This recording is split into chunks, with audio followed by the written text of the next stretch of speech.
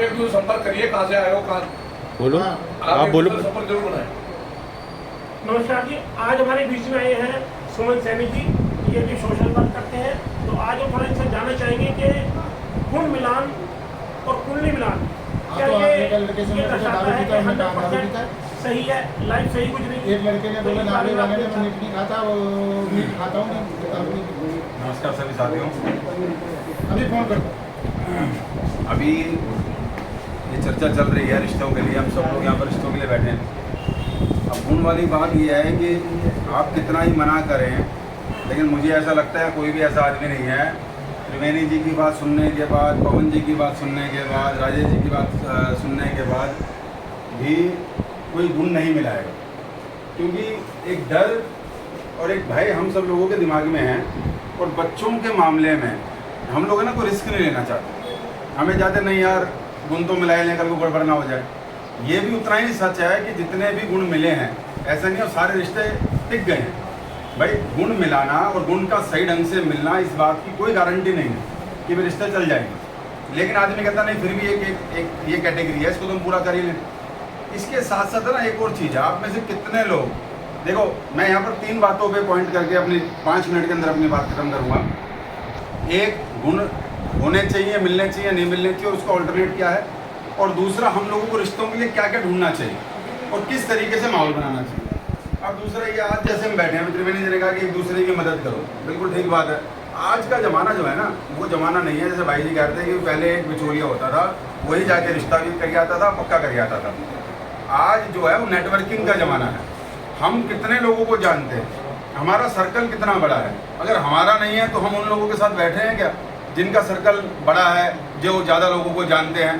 तो नेटवर्किंग करना जरूरी है। अब आप आज हर व्यक्ति यहाँ पर आया अपने बच्चे के लिए आया होगा, लेकिन वो अपने बच्चे से कनेक्टेड देखेगा और उसके बाद चला जाएगा। लेकिन यदि हमने नेटवर्किंग कर ली तो क्या होगा कि मेरे को ये लगेगा मेरे बच्चे के लिए रिश्ता ठीक नहीं है, लेकिन शायद दूसरे वाले के लिए ये रिश्ता ठीक हो सकता है, हम उसे कन्वे कर दें। ऐसे ही हर व्यक्ति जब सोचेगा कि दूसरे को भी मैं मदद कर दूं, तो कहीं ना कहीं हमारे पास यहाँ के अलावा भी 8-10 रिश्ते और एक्स्ट्रा आ जाएंगे। रही बात गुण की, तो गुण की बात अगर मैं करूँगा बहुत डिटेलिंग हो जाएगी, लेकिन वो जैसे मैंने शुरू में कहा था, हम कितना भी गुणों को मना कर लें, प्रैक्टिकल बात यह है कि हर आदमी गुण मिलाएगा। इसके साथ साथ एक और उसका अल्टरनेट है, गुण आप मिलाइए, भले ही मिलाइए, लेकिन एक और चीज़ है जिस पे आपको ज़्यादा वर्क करना चाहिए, और वो है न्यूमरोलॉजी।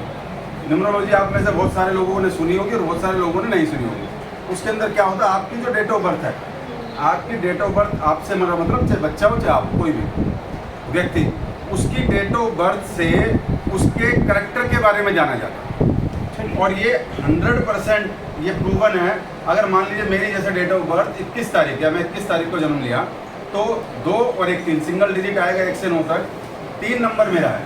तो 3 नंबर के अंदर जो जो गुण हैं आप वो पढ़ लीजिए, मैं आपको बता दूंगा। और जो मुझे पर्सनली जानते हैं आप उनसे पूछ लीजिए, वो कहेंगे हाँ, मैं 100% नहीं कहता, लेकिन 80% वो गुण मेरे अंदर होंगे। अगर मेरी डेट ऑफ बर्थ में 9 आ रहा है तो 9 के जो गुण हैं, जो अग्रेशन हो सकता है, जो मंगल का अग्रेशन हो सकता है, वो मेरे अंदर होंगे। तो हम लोग ना केवल लड़का लड़की के, बल्कि लड़की की सास के, जैसे भाई ने बताया, लड़की की सास के, ससुर के, उनके सबकी डेट ऑफ बर्थ के साथ हम एक अच्छे न्यूमरोलॉजिस्ट, जैसे हम कुंडली मिलाते हैं तो कहाँ जाते हैं, पंडित के पास जाते हैं, हम एस्ट्रोलॉजर ज्योतिष के पास जाते हैं। उसका ही एक पार्ट है ये अंक ज्योतिष, जहाँ हम डेट ऑफ बर्थ से जानकारी कर सकते हैं। अब होता क्या है, अब इसमें मैं आपको एक और उदाहरण दे दूँ कि मान लीजिए हमने गुण मिलाए, अब 26 गुण मिल रहे हैं, दोनों के हमारे 26 गुण मिल गए। लेकिन जब हम न्यूमरोलॉजी में जाते हैं तो हम देखते हैं कि इस व्यक्ति के पास 5 नंबर है, लड़के के पास 5 नंबर है, लड़की के पास नहीं है।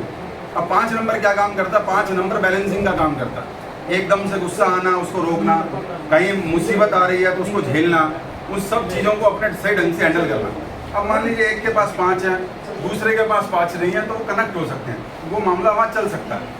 अब एक के पास 9 है, गुस्से वाला है, एक के पास 9 नहीं है, वो शांत है, एक ने गुस्सा किया, दूसरा शांत हो गया, तो गृहस्थी निभ जाएगी। क्योंकि कंप्रोमाइज़ तो गृहस्थी के बाद करते रहने चाहिए पड़ेंगे। अब पता लगे इसके पास भी 9 है, इसके पास भी 9 है, ये इसने 2 बोली, इसने 4 बोली, झगड़ा हो गया, बात खत्म हो गई। तो 2-3 चीज़ें हम इस पर भी ध्यान दे सकते हैं। एक अच्छे न्यूमरोलॉजिस्ट के माध्यम से हम अपने डेट ऑफ बर्थ, अपने बच्चों के डेट ऑफ बर्थ से, जहाँ आपको लग रहा है कि रिश्ता हमारा बन रहा है, बाकी चीज़ें मिल गई, लड़का लड़की की एजुकेशन मिल गई, हमारा घर परिवार मिल गया, तो चलो जी हम एक चीज़ ये भी मिला लेते हैं, उससे हमारे को थोड़ा सा और प्लस हो जाएगा, हमारी क्लैरिटी और बढ़ जाएगी। इसलिए मेरा ये निवेदन है कि एक तो हम न्यूमरोलॉजी की तरफ भी ध्यान दें, हम इस पे अपने बच्चों को थोड़ा सा लेके जाएं। दूसरी बात, रिश्ते होने और उससे ज़्यादा महत्वपूर्ण रिश्ते निभाने। अब क्या है कि हमारे जो बच्चे हैं, खास तौर पर मैं लड़कियों की भी बात करूँ, मैं दोनों पक्षों की बात करूँ। लड़की घर में जब रहती है, जब वो कुंवारी होती है तो लाड़ों से रहती है, कोई काम किया नहीं किया अपने मौज में रहती है।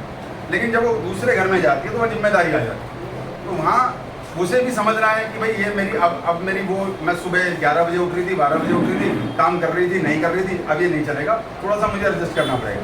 वहीं लड़के वालों को भी ये समझना है कि भाई लड़की आई है, अभी वो 18 साल से, 20 साल से, 24 साल से जिस घर में रह रही थी वहाँ वो राज कर रही थी, वो मौज ले रही थी।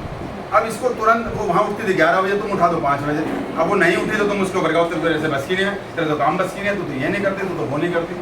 आपको समझना, आपके घर में भी लड़की हो सकती है, वो भी कहीं जाएगी, तो थोड़ा टाइम दें, 6 महीने टाइम दें, साल भर टाइम दें, धीरे धीरे उसको मनाने लग जाएं। वो कॉमन सी बात है, आप सब लोगों ने सोशल मीडिया पे पढ़ा होगा, यदि बहू को हम बेटी मान लें और जो बहू है वो सास को माँ मान लें, बात खत्म, झगड़े खत्म, और रिश्ते जो टूटने वाली बात है वो भी खत्म। कोई बहुत मेजर इशू है तो अलग बात है, लेकिन मैंने समाज में चूँकि मैं उठता बैठता हूँ, लगभग 45% रिश्ते केवल इन बातों पे टूट जाते हैं। ये काम नहीं करती, इसने ये नहीं किया, ये तब नहीं उठी, ये यहाँ नहीं गई, इसने हमारी नहीं सुनी, इसने ऐसा नहीं किया।